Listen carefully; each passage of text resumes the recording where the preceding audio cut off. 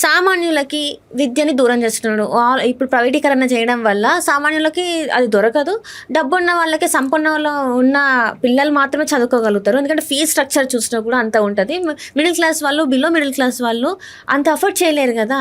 మరి అంత అఫోర్డ్ చేయనప్పుడు ఎందుకు ఇది అని చెప్పేసి వాళ్ళ క్వశ్చన్స్. చాలా మంచి ప్రశ్న. So now will get to the other side of the argument. మీరు ఇంతకాలం మీరు విన్నది ఏంటంటే మన లెఫ్ట్ మేధావులు ప్రైవేటీకరణతో జరిగే నష్టం, దీనివల్ల సామాన్యులకు ఎంత నష్టం జరుగుతున్నది, అది పూర్తిగా తప్పు అనేది నా వాదన. సామాన్యులకు ఎటువంటి నష్టం జరగదు ప్రైవేటీకరణలో.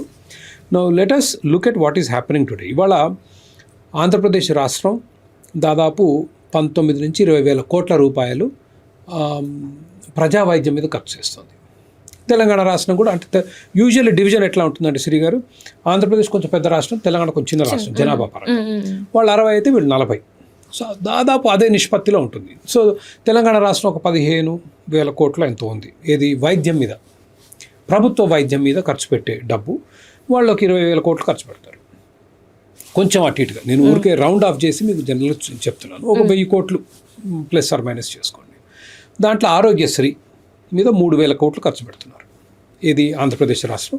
తెలంగాణ కాస్త తక్కువ ఖర్చు పెడుతుంది, 1,500 కోట్లు ఖర్చు పెడుతుంది తెలంగాణ. ఆంధ్రప్రదేశ్ 3,000 కోట్లు, మొత్తం 4,000. కానీ ప్రభుత్వ ఆసుపత్రులు కూడా ఆరోగ్యశ్రీ తీసుకుంటున్నాయి ఇప్పుడు. ప్రైవేట్ ఆసుపత్రుల మీద 3,000 కోట్లు ఆరోగ్యశ్రీ ఖర్చు పెడుతుంది, అది ప్రైవేటు. మిగిలిన 16,000 కోట్లు ఏవైతున్నాయో ప్రభుత్వ ఆసుపత్రులు, ప్రభుత్వ మెడికల్ కాలేజీలు, ప్రైమరీ హెల్త్ కేర్ సెంటర్లు, వీటి మీద ఖర్చు పెడుతుంది ప్రభుత్వం. మీరు ఎప్పుడన్నా ఉస్మానియా ఆసుపత్రికి వెళ్ళారా? నార్మల్గా చూసుంటారు. భయంకరంగా ఉంటుంది. అంటే భయంకరంగా అంటే అతి భయంకరం. క్రిటికల్ కేర్ వార్డ్ యూనిట్లో డ్రైనేజ్ నీళ్ళు వస్తాయి. Right, exactly. అంటే ఇది చెప్పడానికి కాస్త ఇబ్బంది.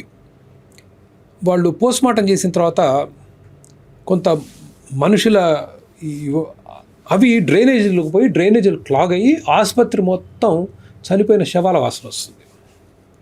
వరంగల్లో ఉన్న ఆసుపత్రి అంతే, విశాఖపట్నంలో కింగ్ జార్జ్ ఆసుపత్రిలో 10 గంటల కరెంటు లేకపోతే సెల్ ఫోన్ లైట్లతో వైద్యం చేశారు. ఈ లైట్లు వేసి ఆక్సిజన్ అందక చనిపోయింది ఓ పేషెంట్. వరంగల్లో మీకు తెలిసే ఉంటుంది, వరంగల్లో ఎలుకలు చనిపోయాడు. ఈ ప్రభుత్వ ఆసుపత్రి.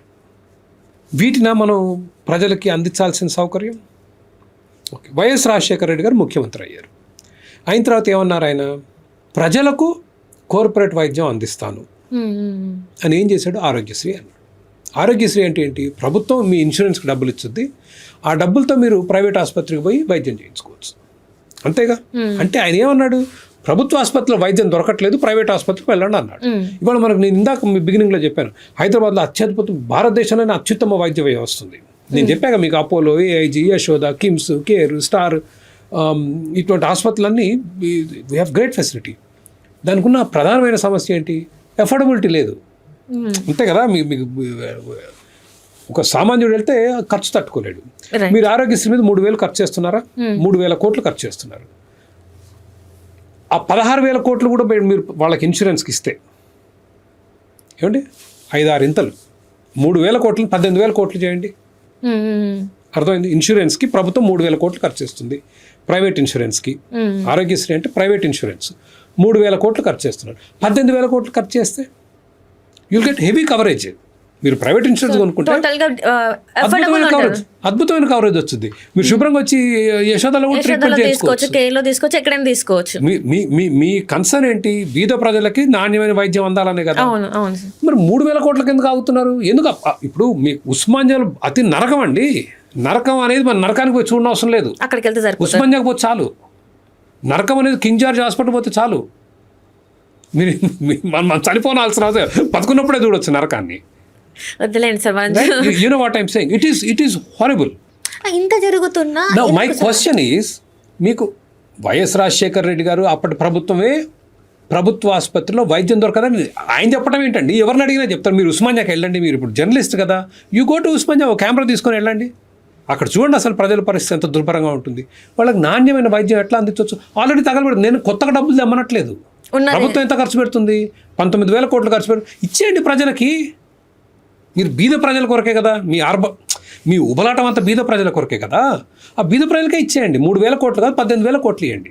నవ్వు మీరు అడగాల్సి, మరి ప్రభుత్వ ఆసుపత్రులు ఏమవుతాయి, ప్రభుత్వ మెడికల్ కాలేజీలు ఏమవుతాయి ఉచితంగా, మరి బీద ప్రజలు ఉచితంగా చదవాలి Exactly అదే క్వశ్చన్. మరి వాళ్ళది ఏమవుతాయి? ప్రభుత్వ ఆసుపత్రులు పీపీపీ కింద అమ్మేయండి. అప్పుడు how does it matter to you? మీకు ఏం కావాలి? మీకు సామాన్యుల శ్రేయస్సు కావాలా? మీకు ఆ వైద్యం దొరకని నాసిరకం వైద్యం దొరికే ప్రభుత్వ ఆసుపత్రిని కాపాడాలా? ఏది మీ ఆశయం ఏంటి? సామాన్యులకు మంచి వైద్యం దొరకాలి, అయితే సేమ్ టైం డబ్బులు కూడా రావాలి. ఏదండి డబ్బులు కూడా రావాలి.